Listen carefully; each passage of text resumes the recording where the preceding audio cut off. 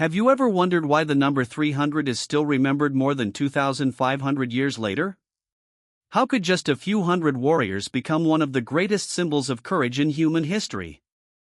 The answer lies in a narrow mountain pass in ancient Greece, a place called Thermopylae.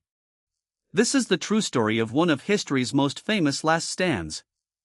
The year was 480 BC. At the time, the Persian Empire was the most powerful empire the world had ever seen. It stretched across 3 continents and controlled millions of people. Its ruler, King Xerxes I, had one goal: conquer Greece once and for all.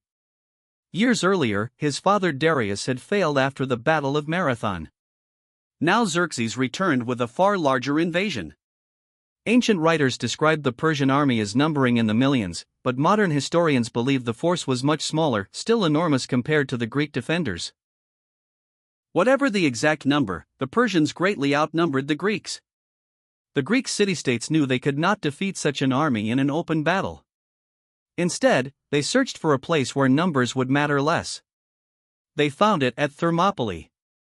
The name means the hot gates, named after the natural hot springs in the area.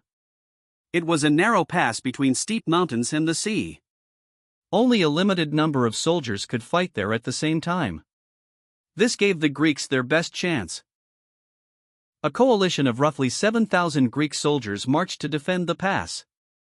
Among them were the warriors who would become legends: the 300 Spartans.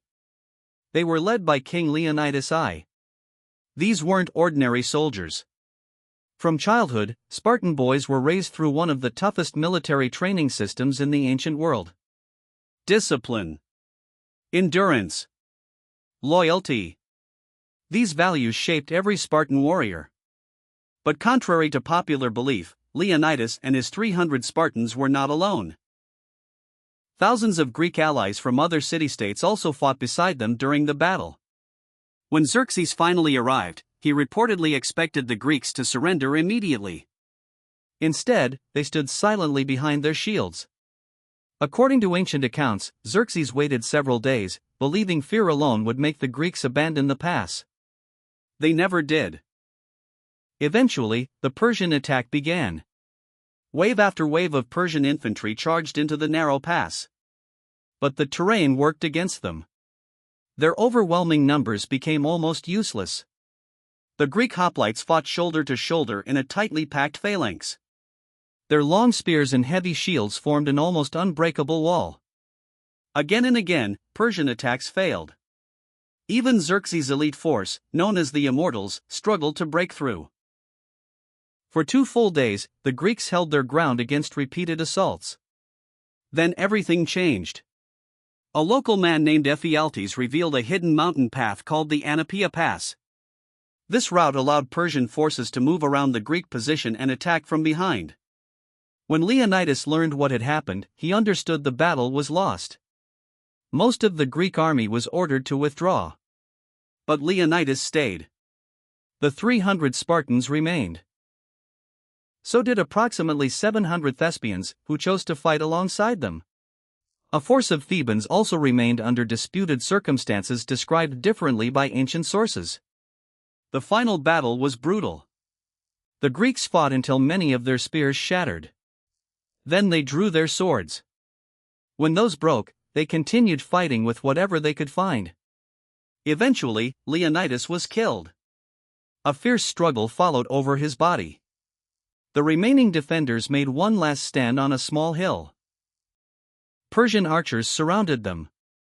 According to the ancient accounts, countless arrows darkened the sky. One by one, the defenders fell. The pass was finally captured. From a military standpoint, Persia had won. But the story did not end there. The sacrifice at Thermopylae gave the Greek alliance valuable time to prepare for the battles that followed. Only weeks later, the Greek fleet defeated the Persians at the Battle of Salamis. The following year, the Persian land army suffered another major defeat at Plataea. These victories eventually forced Xerxes' invasion to fail. Today, one of the most famous inscriptions from the ancient world still remembers those who died at Thermopylae. It reads, "Go tell the Spartans, stranger passing by, that here, obedient to their laws, we lie.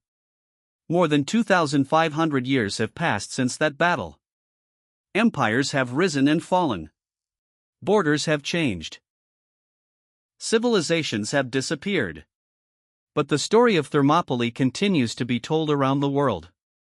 Not because 300 men defeated an empire, but because they chose to stand their ground when they knew they would never leave the battlefield alive. And that is why the Battle of Thermopylae remains one of history's most unforgettable stories.